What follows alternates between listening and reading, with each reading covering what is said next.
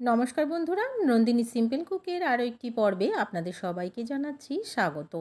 যখন কিছু বানাতে ভালো লাগবে না বা কিছু খেতেও ভালো লাগবে না, তখন একবার হলেও মাত্র 15 থেকে 20 মিনিটের মধ্যে এই রেসিপিটি বানিয়ে দেখুন। খেতে এতটাই ভালো হয় যে যাকেই খাওয়াবেন সেই দেখবেন আপনার প্রশংসা করবে। আর এই রেসিপিটি বানালে কিন্তু আবার বানানোর অনুরোধ আসবে।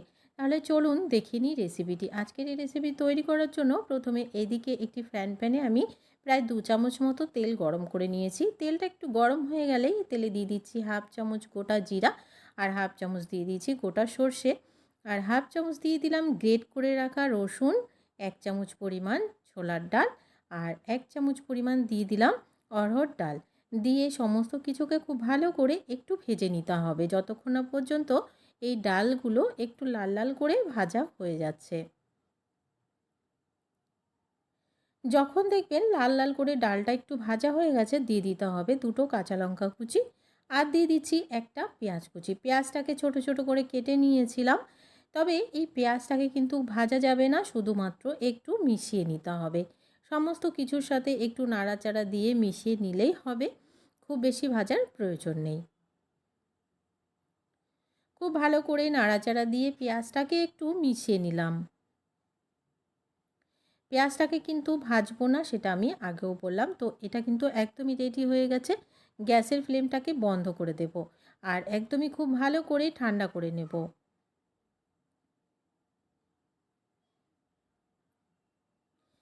এইদিকে অপর একটি পাত্র নিয়ে নিলাম।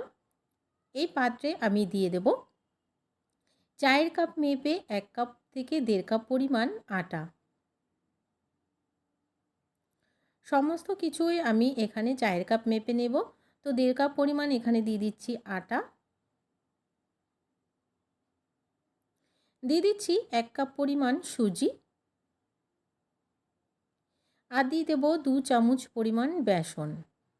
বেসনটা কিন্তু খুব বেশি দেওয়া যাবে না, যতটা আমি এখানে ব্যবহার করলাম ঠিক ততটাই দিয়ে নিতে হবে। দিয়ে দিচ্ছি 2 চামচ পরিমাণ দই। এই দইটা কিন্তু খুব বেশি টক হবে না, অল্প পরিমাণে টক থাকবে। তো বন্ধুরা, এই সমস্ত কিছুকে খুব ভালো করে প্রথমে একটু মিশিয়ে নিচ্ছি। খুব ভালো করে একটু দইটাকে মিশিয়ে নিলাম। এবার এখানে অল্প অল্প পরিমাণে জল দিয়ে একটা ব্যাটার রেডি করে নেব। ব্যাটারটাতে যেন লাম্পস না বাঁধে, তার জন্য অল্প অল্প পরিমাণে জল দিতে হবে আর ব্যাটারটাকে রেডি করে নিতে হবে। আর ব্যাটারটা আমরা খুব বেশি পাতলা করব না, তার জন্য জলটা কিন্তু অবশ্যই বুঝে দিতে হবে। খুব ভালো করে একটু মিশিয়ে নিলাম। তো ব্যাটারের ঘনত্বটা ঠিক এই রকম রাখতে হবে, দেখে আপনারা বুঝতে পাচ্ছেন। তো চামচের সাহায্যে কিছুক্ষণ কিন্তু একটু ফেটিয়ে নিতে হবে, যেন যেগুলো লাম্পস বেঁধে গেছে সেগুলো একটু ভালো করে ভেঙে যায়।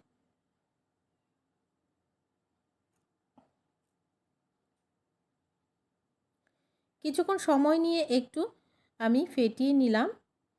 যেহেতু আমরা সুজি ব্যবহার করেছি, তো সুজিটাকে অবশ্যই ফুলতে দিতে হবে। তো তার জন্য এখানে আমি ঢাকা দিয়ে প্রায় 5 থেকে 10 মিনিট মতো একটু রেস্টে রেখে দেব। হাতে সময় থাকলে অবশ্যই 10 মিনিট মতো রেখে দেবেন, আর হাতে সময় না থাকলে 5 মিনিট মতো রাখলেও কিন্তু হবে, যেহেতু আমরা একদমই সুজিটা মিহিদানার ব্যবহার করেছি। তো বন্ধুরা, পুরোপুরি 5 মিনিট পর আবার আমি ফিরে এলাম।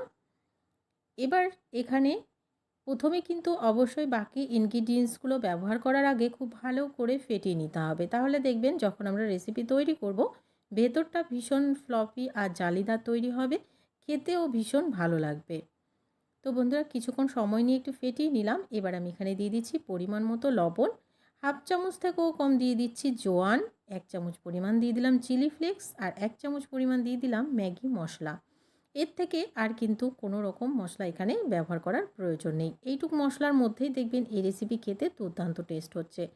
তো বন্ধুরা, খুব ভালো করে নাড়াচাড়া দিয়ে মিশিয়ে নিলাম। এবার আমরা যে পুরটা রেডি করে রেখেছিলাম সেটাও এখানে দিয়ে দিচ্ছি। এই রেসিপিটি সকালবেলা হোক বা সন্ধ্যাবেলা যখন খুশি তখন কিন্তু বানিয়ে খেতে পারেন, ঝটপট করে তৈরিও হয়ে যাবে। বাচ্চাদের স্কুলে এই রেসিপিটি তৈরি করে দিতে পারেন, যে কোনো সস বা চাটনির সাথে খেতে দুর্দান্ত টেস্ট হয়, বাচ্চারা দেখবেন ভীষণ পছন্দ করবে। তো বন্ধুরা, খুব ভালো করে মিশিয়ে নেব এবার আমি। আর এই যে আমরা পেঁয়াজের পুরটা ব্যবহার করলাম, এটা কিন্তু পুরোপুরি ঠান্ডা করে তবেই ব্যবহার করবেন। গরম অবস্থায় ব্যবহার করলে আটাটা কিন্তু দলা বেঁধে যাওয়ার ভয় থাকে। তো পুরোপুরি ঠান্ডা করে আমি মিশিয়ে নিয়েছি। ব্যাটারটা আমাদের একদমই রেডি হয়ে গেছে, আর কোনো রকম রেস্টে রাখার প্রয়োজন নেই। এবার আমি এইদিকে একটি ফ্রাইং প্যানে তেল গরম হতে দিয়েছিলাম। এই তেলের মধ্যেই একটু একটু করে আমি তৈরি করে নেব। তবে বন্ধুরা, আমি এখানে ছোট ছোট করে তৈরি করছি, তার জন্য আমি একসাথে অনেকগুলো দেব। আপনারা চাইলে একটা বড় করেও তৈরি করে নিতে পারেন। আর তেলটা যদি আপনারা পছন্দ না করেন যে খুব বেশি দেবেন, বা অল্প পরিমাণ তেল দিয়েও কিন্তু তৈরি করে নিতে পারেন। তো আমি একসাথে বেশ কয়েকটা দিয়ে দিলাম। এগুলোকে কিন্তু মিডিয়াম টু লোতে রেখে গ্যাসের ফ্লেমটাকে ভাজতে হবে। খুব বেশি সময় লাগে না, অল্প সময়ের মধ্যে ভাজা হয়ে যায়, আর ভীষণ ক্রিস্পিও হয়। আর দেখবেন খুব তাড়াতাড়ি কিন্তু তৈরি হয়ে যাবে। ওই পাশটা একটু কালার চলে আসার পরে আমি উল্টে দিয়ে দুই পাশটাকে একদমই গোল্ডেন ব্রাউন করে কালার আসা পর্যন্ত ভেজে নিয়েছি। এগুলো কিন্তু রেডি হয়ে গেছে, নামিয়ে নেব। তো দেখে নিলেন বন্ধুরা, কতটা সহজে একটি টিফিন রেসিপি তৈরি হয়ে গেল। রেসিপিটি ভালো লাগলে একটা লাইক শেয়ার করে দেওয়ার অনুরোধ রইল। নতুন বন্ধু চ্যানেলে নতুন এসে থাকলে চ্যানেলটিকে সাবস্ক্রাইব করে রাখার অনুরোধ রইল। আজকে রেসিপি এখানে শেষ করছি। দেখা হচ্ছে পরবর্তী রেসিপিতে। ততক্ষণ পর্যন্ত সবাই ভালো থাকবেন, সুস্থ থাকবেন। আর আজকের রেসিপিটি কেমন লাগলো অবশ্যই কিন্তু বন্ধুরা কমেন্টস বক্সে জানাতে ভুলবেন না। আজকের মতন তাহলে আসি বন্ধুরা।